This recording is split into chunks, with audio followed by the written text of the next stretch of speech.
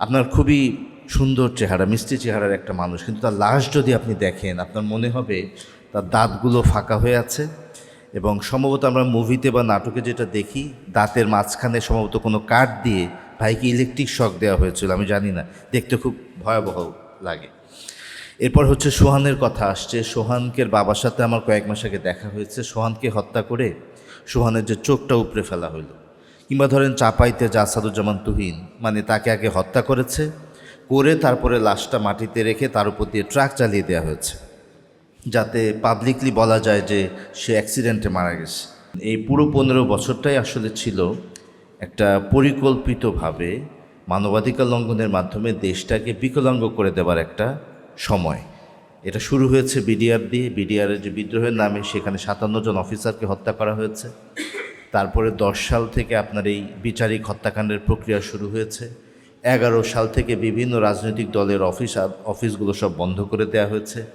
12-13 সাল থেকে আপনার এই যে নির্যাতন, ক্রসফায়ার, জেল জুলুম, এগুলো শুরু হয়েছে। 13 সালের কথা আপনারা চিন্তা করেন, 5ই মে হেফাজতের দিন, যেদিন শাপলা চত্বরে সেদিন একটা কিলিং করা হয়েছে। ওই একই দিন কয়েকটা টিভি চ্যানেল বন্ধ করা হয়েছে।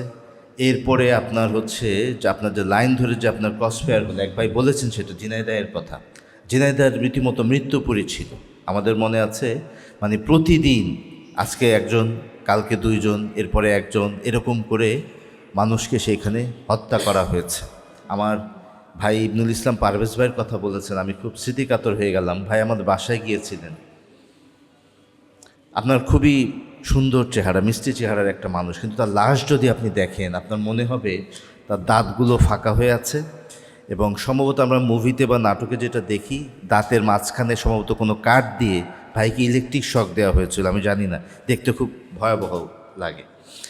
এরপর হচ্ছে সোহানের কথা আসছে। সোহানকে বাবার সাথে আমার কয়েক মাস আগে দেখা হয়েছে। সোহানকে হত্যা করে সোহানের যে চোখটা উপড়ে ফেলা হইল, কিংবা ধরেন চাপাইতে যে আসাদুজ্জামান তুহিন, মানে তাকে আগে হত্যা করেছে, করে তারপরে লাশটা মাটিতে রেখে তার উপর দিয়ে ট্রাক চালিয়ে দেওয়া হয়েছে, যাতে পাবলিকলি বলা যায় যে সে অ্যাক্সিডেন্টে মারা গেছে। তো এটা কতজনের কথা বলবো? ধরেন আমাদের যে ভাইরা গুম হয়েছেন, সেই ভাইদের ফিরেও আসলেন না, তাদের কোনো ট্রেস পেলাম না। আয়নাঘর নাই, এখন আসছে জানি না, তারপরে সেগুলো ভেঙে যাওয়ার পরে তারা কই গেলেন কোনো খবর নাই। এবং তাদের লাশ আমরা পেলাম না, যদি মারা যান। জীবিত থাকলে কোথায় আছেন জানি না। এবং এই অবস্থায় দেখেন, জুলাই বিপ্লব পরবর্তী প্রায় 1.5 বছরের বেশি সময় পার হয়ে গেল, এখনও পর্যন্ত কিন্তু এই বিষয়গুলো আলোচনায় আসছে না।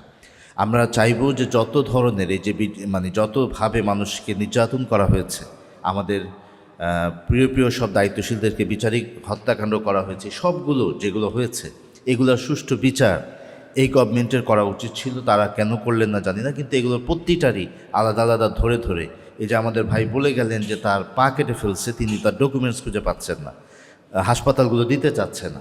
তো তিনি যদি ডকুমেন্টস না পান, তিনি মামলার এভিডেন্স কীভাবে দিবেন? তো এগুলো তো খুব মানে কঠিন একটা সমস্যা। তো এই বিষয়গুলো নিয়ে আশা করি যে আপনারাও এই ব্যাপারগুলোতে আপনারা সোচ্চার হবেন, যারা সাংবাদিক আছেন, এবং এই বিষয়গুলোর জন্য সামনে আসে। এটা আরেকটা বিষয় বলে আমি কথা শেষ করি, সেটা হচ্ছে আমি ছাত্র শিবিরকে ধন্যবাদ জানাই। তারা একটা ছাত্র সংগঠন, তারা তাদের জায়গা থেকে যতটুকু পারে তারা ডকুমেন্টেশন করছে, তথ্যচিত্র করছে নিয়মিতভাবে। জুলাই, তারপরে এই মানবাধিকার লঙ্ঘনের ঘটনাগুলো তারা বিভিন্ন আয়োজনের মাধ্যমে তারা তুলে ধরছে।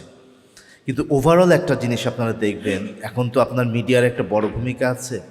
এখন দেখবেন যে একটা চেষ্টা চলছে যে সামহাও আবার আওয়ামী লীগের প্রতি মানুষকে সিম্প্যাথেটিক করে তোলার, এবং তাদের এই যে ট্রাইব্যুনালে তাদের নেতৃবৃন্দ আসছে, কিভাবে কী নিয়ে আসছে, তারপরে কে কীভাবে কার সাথে দেখা করছে, এগুলো কিন্তু এর থেকে অনেক কঠিন অবস্থা।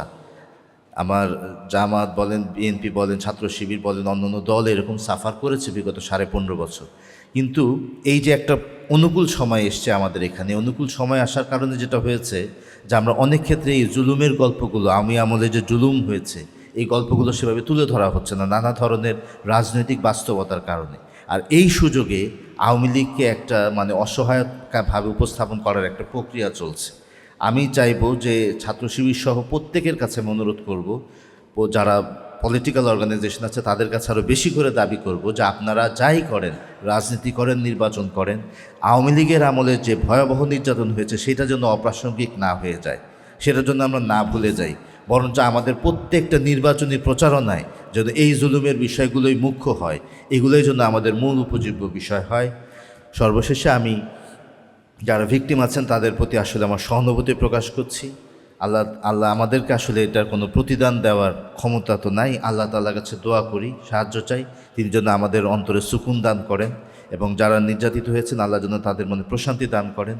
এবং রাষ্ট্র হিসেবে আগামীতে যেই ক্ষমতায় আসবেন তাদের কাছে আমাদের দাবি থাকবে আমাদের ফ্যাসিবাদী আমলের প্রত্যেকটা মানবাধিকার লঙ্ঘনের জন্য সুনির্দিষ্ট বিচার হয় এবং ভিকটিমরা যেন তাদের প্রাপ্য অধিকার ফিরে পান। সবাইকে ধন্যবাদ। আসসালামু আলাইকুম ওয়া রাহমাতুল্লাহ।